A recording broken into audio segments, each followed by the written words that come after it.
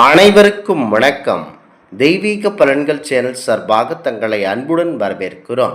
இன்று நம் காணொளியில் காண விரும்புவது ராமாயணத்தில் இதுவரை யாரும் கூறாத அரிய தகவல் பற்றிய உண்மைகள் பற்றித்தான் இந்த காணொளியில் பார்க்க போகிறோம். வாருங்கள் காணொளிக்கு செல்லலாம். மறக்காமல் ஒரு சப்ஸ்கிரைப் செய்யவும். ராமாயணம் என்பது வெறும் ராமர், சீத்தை, அனுமன், ராவணன் பற்றிய கதை மட்டுமல்ல. இது உண்மையில் நடந்திருக்கிறது. இதற்கான சான்றுகள் தமிழகத்திலும் இலங்கையிலும் ஏராளமாக இருக்கின்றன. இதில் பெரும்பாலானவர்கள் அறியாத பல சம்பவங்களும் கதாபாத்திரங்களும் பல உண்மைகளும் மறைந்துள்ளன. அப்படி இராமாயணத்தில் பலரும் அறியாத சில விஷயங்கள் இங்கு தெரிந்து கொள்ள வேண்டும். இந்த சம்பவங்களும் கதாபாத்திரங்கள் பற்றிய தகவல்கள் இதுவரை உங்களுக்கு தெரியாது என்றால் நீங்கள் தெரிந்து வைத்து கொள்ளுங்கள் இந்த காணொளி மூலம். இந்து மதத்தின் மிக முக்கியமான இதிகாசங்களில் ஒன்றுதான் இராமாயணம். இது பரம்பொருள் மகாவிஷ்ணுவின் 7வது அவதாரமான ஸ்ரீராம அவதாரத்தை போற்றும் காவியம் என்பது அனைவருக்குமே தெரியும். இராமாயணத்தில் வரும் கதாபாத்திரங்கள் மற்றும் அவர்களை பற்றிய குறிப்புகள் தொடர்பாக பொதுவான ஒரு தகவல் இருக்கின்றன. ஆனால் பெரும்பாலானோர்களுக்கு தெரியாத பல உண்மைகள் இராமாயணத்தில் மறைக்கப்பட்டுள்ளன. அப்படி பலரும் அறிந்த கதாபாத்திரங்கள் குறித்த அரிய தகவல்களை தெரிந்து வைத்து கொள்ள வேண்டும். முக்கியமாக ராவணன் அறிந்த கதாபாத்திரங்களாக இருக்கிறார், அறியாத உண்மைகளாகவும் இருக்கிறார். ராவணன் மிக சிறந்த சிவபக்தனாக இருந்தார். இவர் இறைவன் மீது உள்ள பக்தியை நிரூபிப்பதற்காக தன் தலையை அர்ப்பணிப்பார்.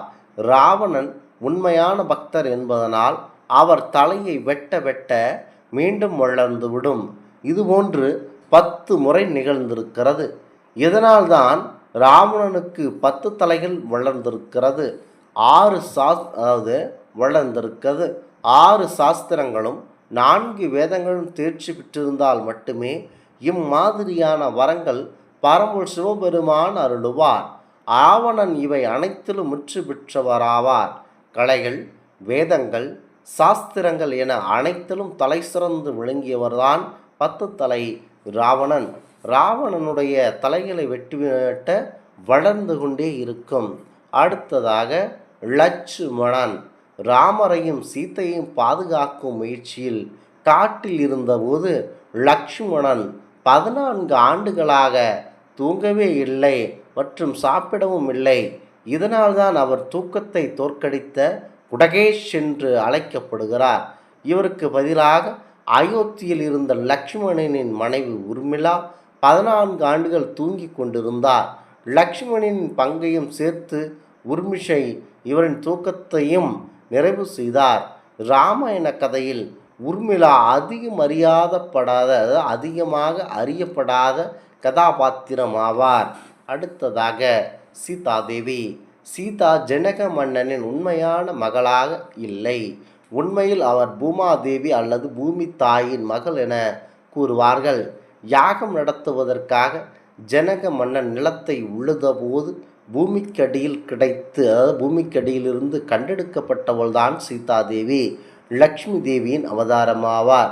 மற்றும் ராமருடனான அவரது காதல் எல்லா காலத்திலும் புகழ்பெற்றது மற்றும் அதிகமாக பிரபலமாக காதல் கதைகளில் ஒன்றாக நம்பப்படுகிறது என்பது வியப்புக்குரியதாகவே இன்றளவும் இருக்கிறது.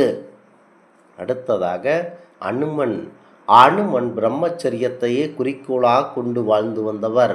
அவர் தனது வாழ்க்கையை ராமரின் பக்திக்கும் தர்மத்தை அடைவதற்கும் அர்ப்பணித்தவர்.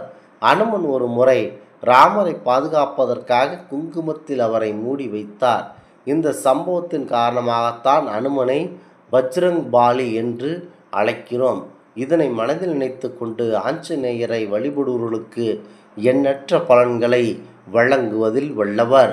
அடுத்ததாக ராவணனை சபித்த நந்தி.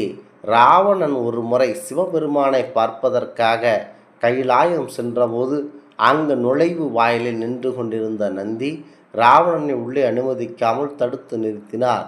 அப்போது ராவணன் நந்தியின் தோற்றத்தை பார்த்து கேலி செய்தார். அதனால் கோபமடைந்த நந்தி இலங்கை குரங்குகளால் அழியப்படும் என சாபமிட்டார். அதேபோல் அனுமன் ராமர் மற்றும் அனைத்து வானர சேனைகளும் ஒன்று சேர்ந்து போரில் இலங்கையை அழித்து விட்டார்கள். நந்தியின் சாபம் நிறைவேறியது. முக்கியமாக குரங்குகளால் தான் இவன் அழிக்கப்பட்டான். அடுத்ததாக அங்கதனின் உதவி. ராமன் மற்றும் அனுமன் கொடுத்த போரில்தான் வெற்றி பெற வேண்டும் என்பதற்காக ராவணன் ஒரு யாகத்தை நடத்தினான். எந்த வகையிலும் தன் கவனத்தை சிதற விடாமல் யாகத்தை மிகவும் கவனமாக இருந்தான்.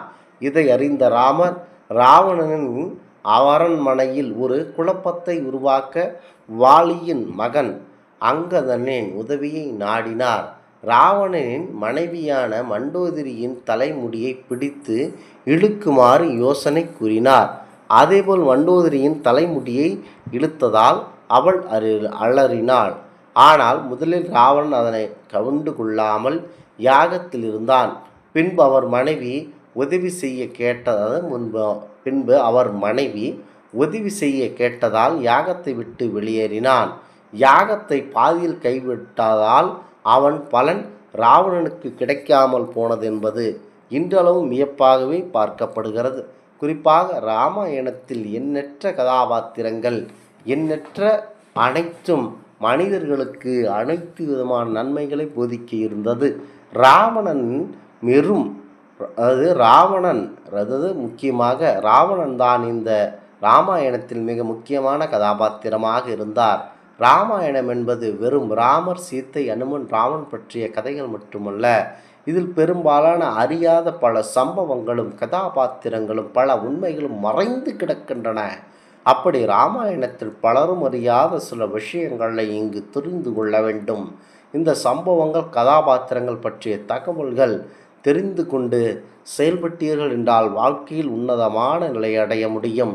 இந்த ஆன்மீக தகவல் உங்களுக்கு பிடித்து இருந்தால் தெய்வீக பலன்கள் சேனலை கண்டிப்பாக சப்ஸ்கிரைப் செய்து கொள்ளவும். மீண்டும் ஒரு நல்லதொரு காணொளியில் உங்களை சந்திக்கிறோம். நன்றி, வணக்கம்.